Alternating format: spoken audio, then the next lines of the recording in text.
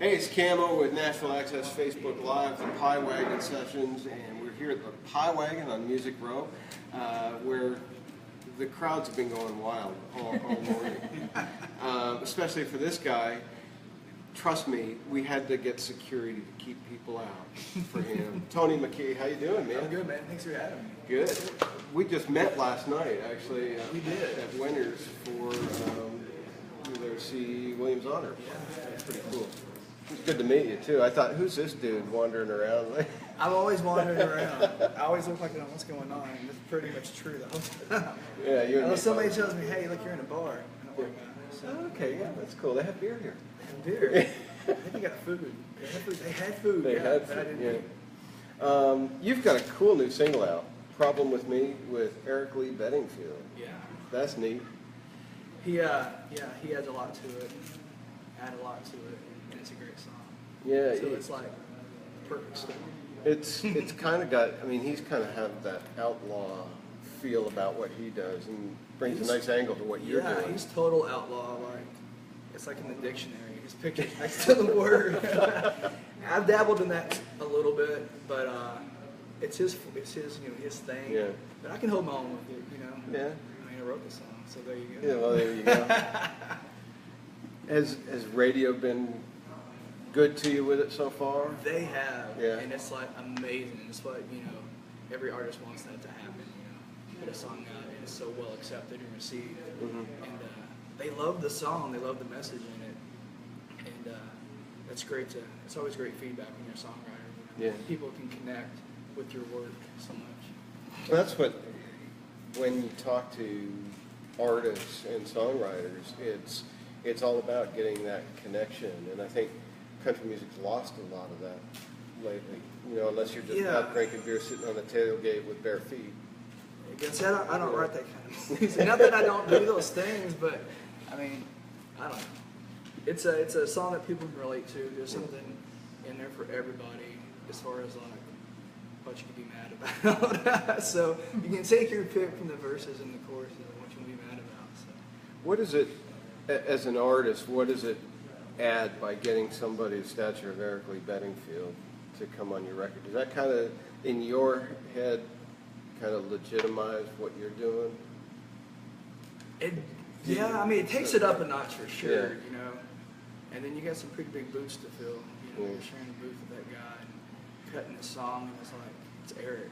Yeah. It's like, and not to put yourself down, but it's just like, shoot, I gotta dig into this thing and like, you know. But you learn from it, and it makes you, I think, a stronger artist all the way around. So someone like Eric coming in, it adds a new element to it, and makes you step your game up. Were you actually in the studio at the same time with him? Because a lot of times you get duets where somebody could be recording their parts in L.A. in some studio, and then somebody here in Nashville. I went in the morning and I did, you know, all the song front to back, you know. And then he came in and we decided what parts to divvy up and who gets what. So he just had to re-sing, you know, or sing those parts, and then we kind of switched some stuff up in the chorus a little bit. But same studio, which is kind of cool. Yeah. As an artist, I know from me as a musician, when I hear guys that are just killer and so much better than me, it makes me think, man, I'm just going to turn in my guitar and like, how do you get around that as an artist when you're working with somebody that's got a better, not a better staff, a bigger Well, stuff, I turn Better in. than you are. I turn it in every day. I'm like, dude, I suck at this. I can't do this. You know, anything about it. You know, there's always that. It's competitive, but it's not. Everybody's out there for the same thing. Yeah. But you know, you got to step your game up. Like we did CRS a couple months back. Yeah. And I was like, dude, really? You got this song with ELB that's going to come out. It's going to be huge. So you got homework to do, son. So you got to get back and work. And so that's what I did. But it can be intimidating. But you just push through it. You know? You've been at this a while too, and it seems like every step of the way you're learning and improving. And yeah, I mean, over the course of last year, it's like a totally different person. I can see a difference. You know, a lot of times you don't see a difference in yourself, but I can. And even from the point of recording this single and then putting it out and then doing the tour in Australia and coming back over here and all this stuff, it's like I can see a huge change, and I like it. It's like a fresh start on everything. How was Australia to you? It was fun. It was They fun. can drink in Australia. It was fun. They had this beer, Virginia bitter or whatever, but it was stout. And I'm not a beer person. I'm a Jack Daniels guy. And so this little bottle's like a little stubby bottle. I was pretty well gone after the first little bottle. But it was fun. The people are great. We the first town we were at was a lot like being back in my hometown in Kentucky. Yeah. It's just, you know, they talk a little bit different and drive on the wrong side of the road. But it was fun. Here's an interesting bit of trivia you can get people with when you talk about driving on the wrong side of the road. You know why they do that in those places? Because most people are right-handed. And if you go back in time, it was knights on horseback. So they would have the sword in their right hand. So when you're coming down the road, both people are right-handed, and you would be using your sword in your right hand. Is that true? Yeah. He just totally made that up. No, it's true. It's really true. That's why and it's been a holdover. Well, that's cool because So- I'm left-handed though, so I could drive in Australia. Wait a minute, can it still work? No, wait a minute. Yeah, see, you'd Now I'm just totally. you'd lose the fight. I But, would get stabbed in the face. All right, well, that is cool. but that's a bit of trivia you can impress people with. That's actually true. If I can get it right, I'll get it wrong. Yeah, Like, well, they're like, "You're stupid." if you get it wrong, just blame it on me and say that doofus. How long were you in Australia for? A couple weeks. Yeah. We landed around on Friday, I think, or Thursday. It all seemed like it was 20 years ago. We landed and we had a show to do that weekend. And we had like a week of just having fun, sightseeing and traveling around, which was amazing. And to close off the vacation tour with another show we did. And, so about a couple weeks, give or take. That's cool. Yeah, we've got a lot of listeners down in Australia. Tamworth and Sydney, Brisbane. And I'm going to get in trouble for not remembering all the cities, but we're all over the place in Australia. It's a cool place. Yeah, Tamworth was really cool. Coral was neat. But yeah, we stayed at Apollo Bay. Was that it? Yeah. That was amazing. And it was Australia Day, so it was like our 4th of July. Yeah. I was like, dude, there's all kinds of stuff going on. There's a song you need to learn. It's an Australian song. It's called "Come to Australia and Die," and it's about everything down there, all the bugs, all the stuff that can kill you. I got bit on the foot by some ant. I'm not lying. And it hurt. It hurt for like 3 hours. I was like, dude. Bureaus. Yeah, I was like, I'm Come to gonna Australia and have Die. to get my toe amputated because of a stupid ant. Yeah, it hurt pretty bad. That was the least. That's the most that ever happened. Was I didn't have any giant spiders attack me, which is good. Yeah, nice. Where's another place in the world you'd like to go and tour? Well, I always said if I ever leave the U.S., I want to go to Australia, and it just happened I did. I don't know. I got like Irish heritage going on, so maybe somewhere They love over there would be really cool, you know. But I'm an American guy, dude. I just like no need to leave the USA. I don't see. I know. But I mean, I would go, you know, for sure. It's always a fun experience. But I learned about the plane rides, man. They're long. Mm-hmm. And when you go, like, and you're crossing over all these time zones, and you lose a day, and you gain a day, it's just crazy. But coming back from Australia, I think it was 2 days out we're going to leave. I told Randy, I'm going to fix my schedule. And so I did. Like, we got into, I think maybe it was Sydney before we flew out, you know, the next day. And we got in, and I went to sleep about 1 in the afternoon. We woke up about midnight, which would have been about the right time around here. So I didn't have any jet lag issues, which was good. That's nice. Yeah, but I was still tired when I got back. I do a live bit on our radio station in Tamworth, and I have to do it at 6:30 at night on Wednesdays, but it's actually 9:30 in the morning on Thursday. So every time they call, they say, "Hey, good morning," and it's like, no, it's not good morning. I'm finishing up my day. Yeah, I just had a nap. It's confusing. But the cool thing is, CMA Music Festival is coming up, Yeah. and you're going to be doing some signing at that, and that's where people from all over the world come to you. Which is cool. I can stay home. And if I forgot something, just drive down the street and get it and come back. And is there's a gap in the signing? Nah. Yeah. I think we're doing sign on Friday, right? Friday. Yeah. It's my first CMA Fest. I'm excited. It's the first. That's like the year of firsts. My first overseas trip, first CRS, first CMA. CRS? Yeah, that'd be nice. Speaking of number ones and how to get it there, let's hear your song. Yeah, and I got my guitar guy with me because The magically appearing guitar player. I'm a drummer by trade. Oh, that's why I've been speaking song to you. What are we singing now? Probably just kidding.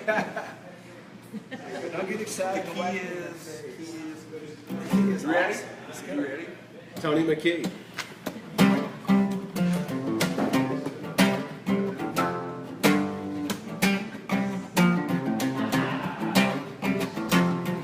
Whatever happened to one nation under God? Prayed at a high school football game. Being free to speak your mind without tiptoeing on some line that shouldn't really be there anyway. Well, I'm sick and tired of being told I can't be true to what I am and what I ain't. And if you've got a problem with that, we can just agree to disagree. And if you've got a problem with that, you've got a problem with me.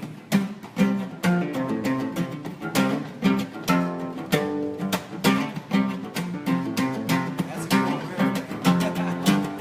Tell me why the rich man's getting richer every day, why the working man can't bear to make ends meet. We got wounded warriors coming home, left to make it on their own, while money's getting wasted overseas. There's something wrong with thinking that's alright. Sometimes it makes me mad enough to fight. And if you've got a problem with that, we can just agree to disagree. And if you've got a problem with that, you've got a problem with me.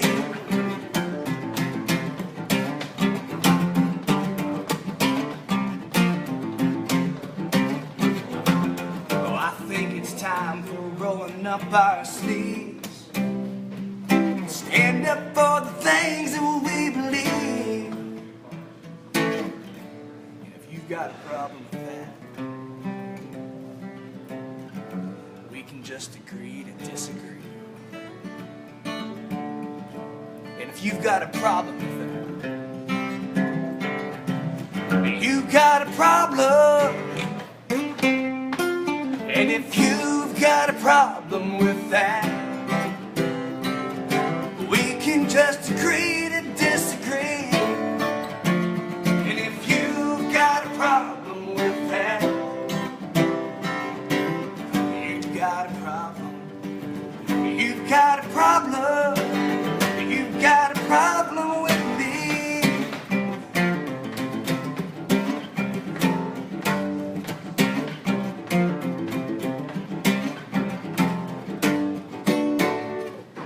Very cool.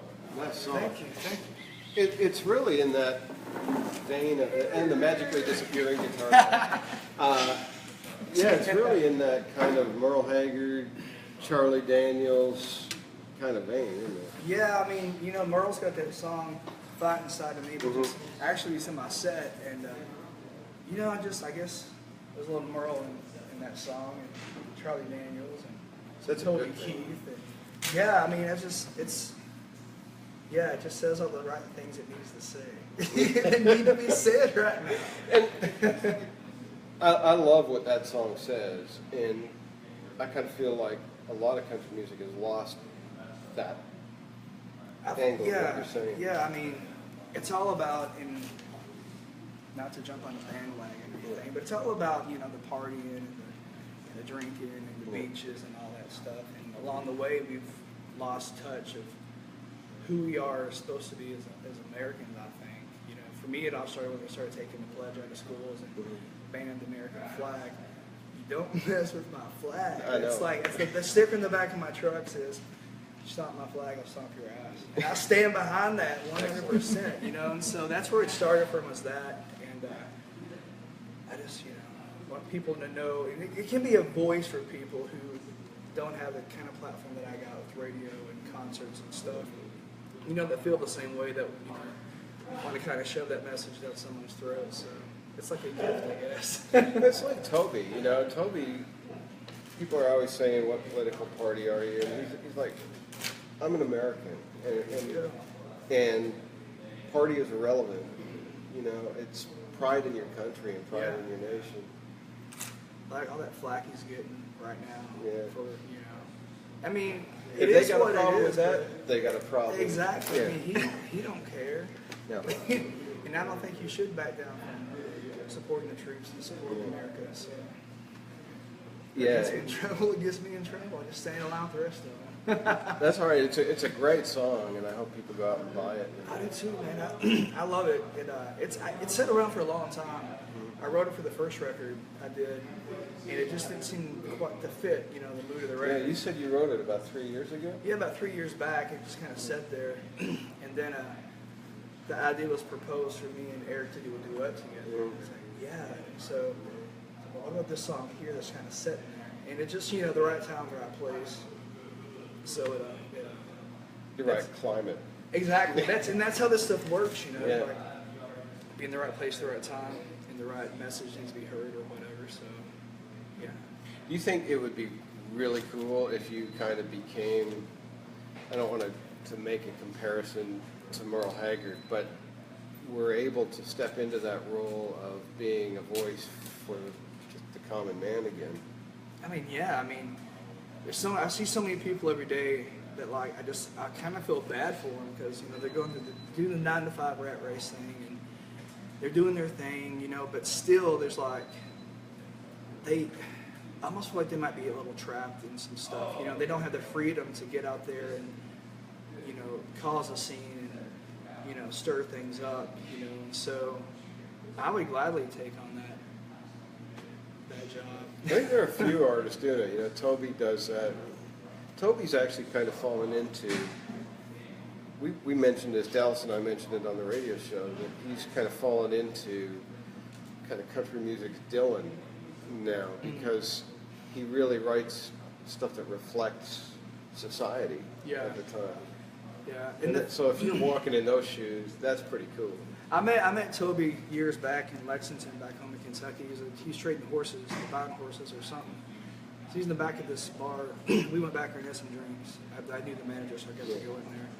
And he was really cool. And even back then, this was like a late 90s, I think. He was, I mean, he hasn't changed a bit. You know, he's a stand-up guy, you know, handshake, and you get yourself a solid deal with some or stuff like that. And I think that's what we need more in country music. There's just, you know, people like that. Regardless what song you're singing, it could be about the beach, it could be about drinking, it could be about America, it could be about, you know, love. Just, you know, be a stand-up person. Or a cup. Or a cup. I like that song. I do too. Not just because it's Toby's, I like that song. How do your fans react to the stuff you're putting out? They loving it? Yeah, I mean, the first record, everybody loved it. And because there's like two sides of me. Like, everyone's got two sides, you know, the good side and the bad side. So this is a little look into the little rebellious side, I guess. It's okay. That's my manager's idea. He was like, let's work on this angst you got inside. And I said, I'm sure you want to do that. Yeah.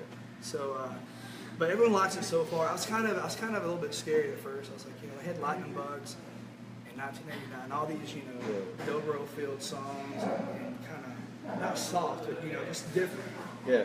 And then you come in, punch me in the face with all this, you know, guitar and this angry message, and it's like, what's going to happen. But they love it. That's cool. And that makes me very happy. So what do you got going for the summer? You're doing CMA Fest signing at that. You're going to be out on the road. Any place you need to plug?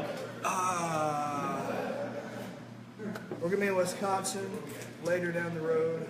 And actually this Saturday, you got to help me out, it's Pulaski.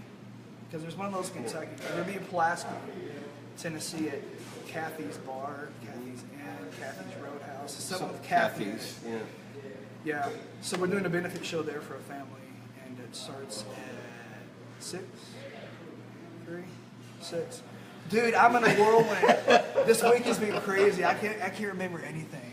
So that's what's going on Saturday, and there's info on the Facebook page about it. And then we're making a few stops around this summer, but the big tour kicks off next year. We're gonna finish up the album, release it in the fall, and then we'll start trekking the country up in January. Come back when the album's released, and we'll talk about that. Yeah, for sure. Yeah. Cool. Thanks for coming by. People can find you online, your website. TonyMcKeemusic.com. He remembered it. I do remember that. I do remember That's my that. name. Your publicist is Yeah. proud. And then Twitter and Facebook and Instagram, it's all the same thing. Cool. Instagram, though, you got the little underscores in between each word. Tony McKee Music gets you all things Tony McKee. Excellent. Go and discover him when you stream, but go and buy his music on iTunes or wherever you buy your music so he can eat and go to Australia again. Thanks a lot, man. Tony McKee, thanks for joining us.